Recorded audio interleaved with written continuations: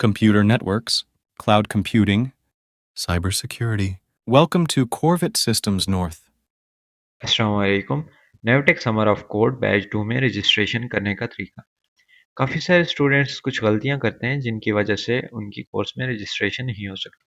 तो लास्ट में हम एक क्वेश्चन आंसर सेशन रखेंगे जिसमें हम ये सारी चीज़ें डिस्कस करेंगे क्या क्या ऐसी वजूहात हैं जिनकी वजह से आपकी या तो कोर्स सिलेक्शन नहीं हो सकती, और अगर कोर्स में आप अगर कोर्स पोर्टल पे रजिस्टर कर भी लें तो आपकी फिर इंस्टीट्यूट में इनरोलमेंट नहीं हो सकती। तो आज वो सारी वजूहात भी हम डिस्कस करेंगे और इसके साथ हम इनरोलमेंट का तरीका भी देखेंगे। सबसे पहले आपने अपना क्रोम ब्राउज़र ओपन कर लेना है। उसमें नेवटेक की ये वेबसाइट आपने लॉगिन कर लेनी है। लॉगिन करने के बाद आपके पास ये फ्रंट पेज ओपन हो जाएगा। यहाँ से आपने कैंडिडेट पे क्लिक कर लेना है। यहाँ पे क्लिक करने के बाद आपने इधर अपना फुल नेम जो आपका CNAC पे है वो ऐड कर लेना है।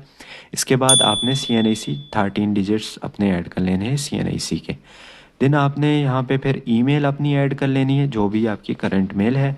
इसके बाद आपने फिर मोबाइल नंबर आपका जो एक्टिव मोबाइल नंबर है वो ऐड करना है। वो ऐड करने के बाद आपका जो यूज़र नेम होगा वो आपका CNAC हो जाएगा, और उसके बाद आपने पासवर्ड अपना रख लेना है। एक अपर केस में होना चाहिए, एक लोअर केस में, और एक कोई आपने नंबर रखना है इसमें। उसके बाद आपने क्रिएट अकाउंट पे क्लिक करना है।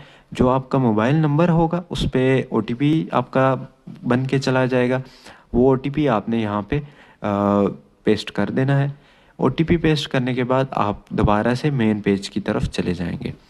जैसे ही आपका मेन पेज दोबारा से ओपन होगा, यहाँ पे आपका यूज़र नेम जो आपका CNAC होगा वो आपने ऐड कर लेना है, और फिर अपना पासवर्ड जो आपने अभी अपना पासवर्ड सेट किया था वो लगा के साइन इन कर लेना है। जैसे ही आप अपना अकाउंट साइन इन करेंगे जैसे ही आप अपना अकाउंट साइन इन करेंगे तो यहाँ पे आपका आपके लिए आ जाएगा कि आप अपना एक प्रोग्राम सेलेक्ट कर लें जिसमें आप अप्लाई करना चाह रहे हैं। तो अभी हमारा जो प्रोग्राम है वो summer of code batch 2 program है, ठीक है। तो हम पहले उसे सिलेक्ट कर लेंगे, ठीक है। और फिर इधर जनरल इन्फॉर्मेशन होती है जो आपने ऐड करनी होती है। इस अकाउंट में ऑलरेडी ऐड है और मैं फिर भी आपको वन बाय वन सारी डिटेल्स बता देता हूँ।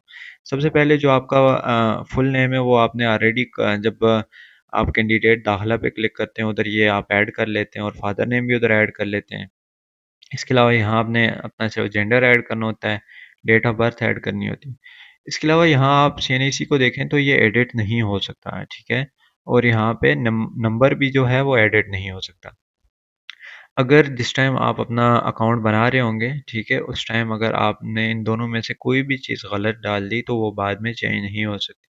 वो फिर आपको नेवटेक के हेड ऑफिस जाके वहाँ फिजिकली जाके ही चेंज करवानी पड़े। इसलिए जिस टाइम भी आप अपना CNAC ऐड कर रहे हो तो आपने वो CNAC अपना ऐड करना है, अपने फादर का CNAC ऐड नहीं करना।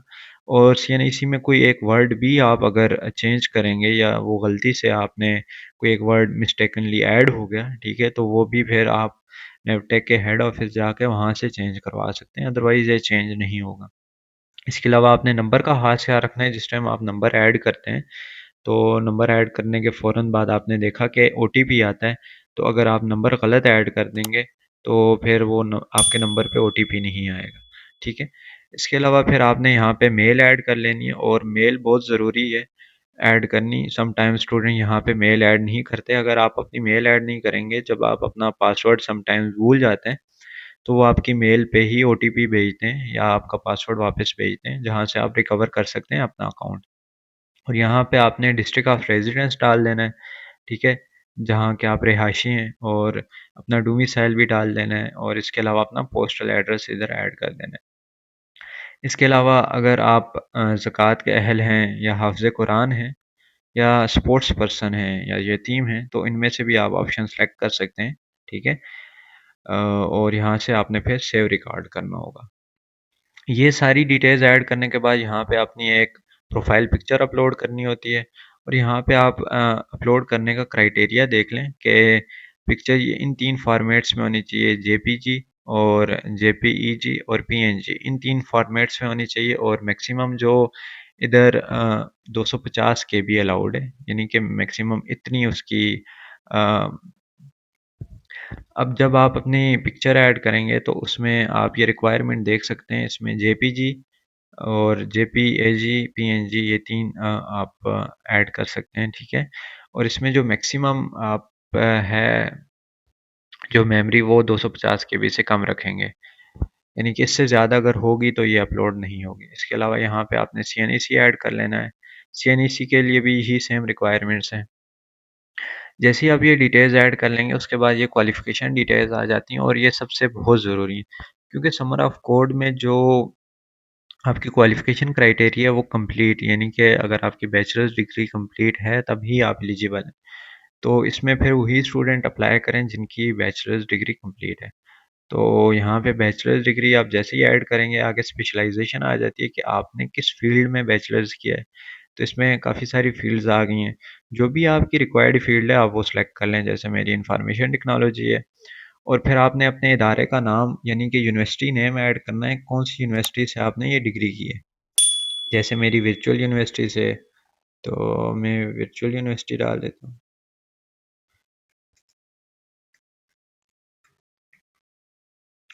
आपने अपनी यूनिवर्सिटी का नाम ऐड कर लेना है और आपने जब बैचलर्स किया था, ठीक है, तो आपकी टोटल ओवरऑल डिग्री कितने परसेंटेज आई थी, ठीक है, तो वो आपने यहाँ ऐड कर लेनी है। और अगर आपकी ये हाईएस्ट क्वालिफिकेशन है तो यहाँ से यस कर लेना।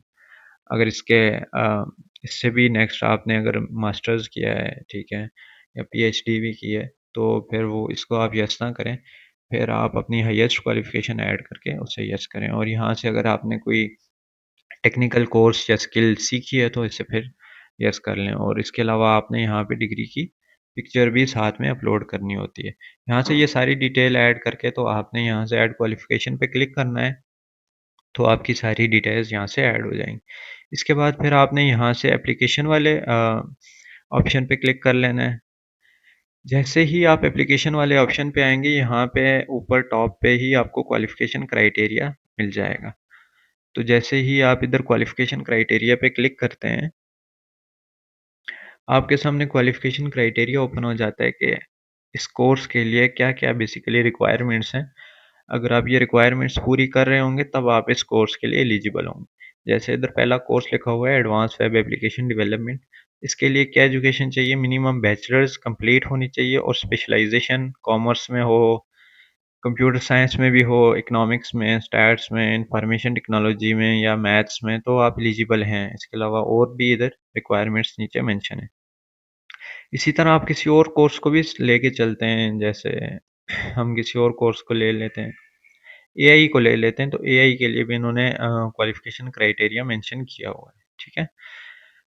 इसके बाद आपने यहाँ से जब कोर्स के लिए अप्लाई करना है, सबसे पहले आपने अपनी जो भी रिक्वायर्ड जो कोर्स है जिसके लिए आप इंटरेस्टेड हैं, आप यहाँ पे ऊपर मेंशन भी है कि आप किसी एक कोर्स के लिए अप्लाई कर सकते हैं। तो आपने जिस टाइम भी कोर्स सिलेक्शन करनी है सोच समझ के जिसमें आप मोस्टली इंटरेस्टेड हैं वही कोर्स सेलेक्ट करें, ठीक है। और जैसे अभी कोई भी स्टूडेंट एडवांस वेब एप्लीकेशन में इंटरेस्टेड है, सबसे पहले आपने कोर्स सेलेक्ट कर लेना है। कोर्स के बाद आपका डिस्ट्रिक्ट आ जाएगा कि आप कौन से डिस्ट्रिक्ट में वो कोर्स करना चाह रहे हैं। जैसे अभी मैं रावलपिंडी में हूँ तो मैं रावलपिंडी डिस्ट्रिक्ट सेलेक्ट कर लेता हूँ। और फिर मैंने अपने करीब तरीन इंस्टीट्यूट देख लेना है कि जो सबसे अच्छा भी हो और करीब तरीन भी हो। तो मेरे करीब तरीन और सबसे अच्छा कॉर्बेट है तो मैं कॉर्बेट को सिलेक्ट कर लेता हूँ। इसी तरह अगर आप कोई और कोर्स करना चाह रहे हैं, जैसे मैं नेटवर्क्स का कोर्स करना चाह रहा हूँ, तो मैं यहाँ पे नेटवर्क का कोर्स सेलेक्ट कर लेता हूँ। साथ में डिस्ट्रिक्ट रावलपिंडी सेलेक्ट करना चाह रहा हूँ, मैं रावलपिंडी में करना चाह रहा हूँ, रावलपिंडी कर लूँगा। और आगे इंस्टीट्यूट तो कॉर्बेट ही आ रहा है तो मैं यहाँ से कॉर्बेट को ऐड कर दूंगा, ठीक है। इसके अलावा अगर आप किसी और डिस्ट्रिक्ट से बिलोंग करते हैं, जैसे पेशावर से बिलोंग करते हैं, अब यहाँ पेशावर रखेंगे डिस्ट्रिक्ट अपना, और इंस्टीट्यूट आप कॉर्बेट रखना चाह रहे हैं, तो जैसे ही कॉर्बेट लिखेंगे तो कॉर्बेट आगे आ जाएगा। इसके अलावा अगर आप इस्लामाबाद से हैं, आप इस्लामाबाद में भी कोर्सेज सेलेक्ट कर सकते हैं, यहाँ पे कॉर्बेट ऑलरेडी मेंशन।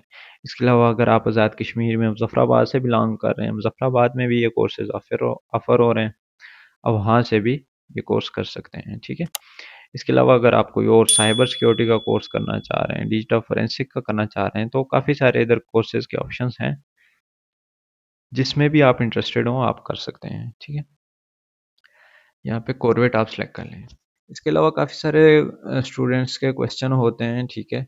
कि हमारी सिलेक्शन नहीं हो रही। और सिलेक्शन का एक इशू तो मैंने स्टार्ट में ही बता दिया था कि अगर आप अपना CNAC गलत मेंशन कर देंगे इधर, ठीक है, अपने जो प्रोफाइल बना रहे हैं उसमें अगर आपने अपना CNAC गलत डाल दिया, एक डिजिट भी गलत डाल दिया, ठीक है, आप उस टाइम कोर्स तो सिलेक्ट कर लेंगे, लेकिन जब बाद में आपका इंटरव्यू होगा या नेवटेक NTS टेस्ट रखता है, NTS टेस्ट में जब आप अपीयर होंगे तो जो भी आपका एक्सेसर होगा या एग्जामिनर होगा वो आपका ओरिजिनल आईडी कार्ड चेक करेगा, ठीक है। और अगर आपका आईडी कार्ड मैच ना हुआ आपकी प्रोफाइल से तो वो आपको टेस्ट में नहीं बैठने देगा, जिसकी वजह से आप कोर्स में इनरोल नहीं हो सकेंगे।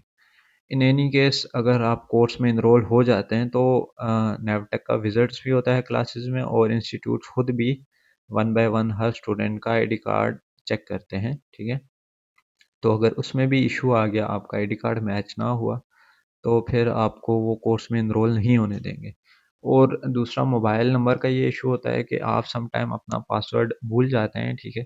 तो अगर आपने यहाँ पे गलत नंबर ऐड किया होगा तो फिर भी आपको पासवर्ड आपका नहीं मिल सकेगा, क्योंकि वो पासवर्ड या तो आपकी मेल पे आता है या तो नंबर पे आता है। और अगर आपने यहाँ पे नंबर गलत डाला होगा तो जब आपको OTP आता है आपके प्रोफाइल को कंफर्म करने के लिए, ठीक है, तो उस टाइम भी आपको इशू होगा। इसके अलावा काफ़ी सारे स्टूडेंट्स का ये इशू होता है कि अगर उन्होंने एक दफ़ा ऑलरेडी नेवटेक से कोर्स कर लिया है, ठीक है, तो वो फिर एलिजिबल नहीं है। अभी तक नेवटेक ने ये क्राइटेरिया ओपन नहीं किया कि जिन स्टूडेंट्स ने एक दफ़ा नेवटेक से कोर्स किया हो दोबारा वो कोई कोर्स कर सकें। अगर ऐसा कोई क्राइटेरिया आता है तो फिर वो हम अपने स्टूडेंट्स को लाजमी उस हवाले से इन्फॉर्म करेंगे। इसके अलावा काफ़ी सारे स्टूडेंट्स के क्वेश्चंस होते हैं, जैसे काफ़ी सारे स्टूडेंट्स ये इशू करते हैं कि जैसे ही वो अपना अकाउंट क्रिएट कर रहे होते हैं, मैं आपको साथ बता भी देता हूँ, जैसे ही वो अपना अकाउंट बना रहे होते हैं वो यहीं से सबसे बड़ी गलती करते हैं कि वो कैंडिडेट के बजाय इंस्टीट्यूट या एक्सेसर वाला अकाउंट बना देते हैं। अब उससे इशू ये होता है कि वो फिर आप कैंडिडेट वाला अकाउंट आपका नहीं बनता, आपका ये इंस्टीट्यूट वाला अकाउंट बन जाता है या एक्सेसर वाला अकाउंट। तो फिर आप उस वजह से भी कोर्स में इनरोल नहीं हो सकते। इसका सलूशन ये है कि आप डायरेक्ट नेवटेक के हेड ऑफिस जाएं और वहाँ जाके अपना जो पुराना डेटा है, अगर आपका गलती से इंस्टीट्यूट या एक्सेसर वाला अकाउंट बन गया, वहाँ से अपना डेटा खुद रिमूव करवाएंगे, फिजिकली जाके अपने आईडी कार्ड के साथ जाएंगे, उन्हें ये इशू बताएंगे कि मेरा ये इशू आया है। अगर आप खुद फिजिकली जाके ये इशू उधर रेज करेंगे तो वो इसको रिजॉल्व करेंगे, ठीक है। इसके अलावा काफ़ी सारे स्टूडेंट्स को OTP नहीं आता, जैसे ही वो अपना कैंडिडेट पे यहाँ पे क्लिक करके अपनी सारी डिटेल मेंशन करते हैं और क्रिएट अकाउंट पे क्लिक करते हैं, उसके बाद आपके नंबर पे एक OTP जनरेट होके जाता है। वो काफ़ी सारे स्टूडेंट्स ये कहते हैं कि उन्हें OTP नहीं जाता। तो सिर्फ एक एस्कॉम की सिम है जिस पे OTP सम टाइम जनरेट होके नहीं जाता। इसके अलावा बाकी जितने भी नंबर्स हैं वो एक्टिव हों तो उन पे फ़ौरन OTP चला जाता है। और जैसे ही इसकी लास्ट रजिस्ट्रेशन डेट एंड हो जाएगी, कोर्स को अप्लाई करने की डेट एंड हो जाएगी, उसके बाद नेवटेक की तरफ से आपको NTS का मैसेज आएगा, आपकी NTS की प्रोफाइल बनेगी, उसमें आपका इंस्टीट्यूट आपको पता चल जाएगा कि किस इंस्टीट्यूट में जाके आपका NTS टेस्ट होना है। आप जब NTS टेस्ट देंगे, NTS टेस्ट देने के बाद फिर आपका एवल्यूएशन होगी उस टेस्ट की बेस पे, आपकी एजुकेशन की बेस पे, एज की बेस पे, और फिर नेवटेक आपकी सिलेक्शन करेगा। और जिस कोर्स में आपने अप्लाई किया होगा, अगर उस कोर्स में आप एलिजिबल हुए, सारे क्राइटेरिया को मीट कर रहे हुए, तो फिर आपका उस कोर्स में नाम आ जाएगा। उम्मीद करता हूँ ये वीडियो आपको पसंद आएगी। अगर आपको वीडियो पसंद आती है तो लाइक करें और चैनल को सब्सक्राइब करें ऐसी ही मज़ीद वीडियोज़ के लिए। शुक्रिया।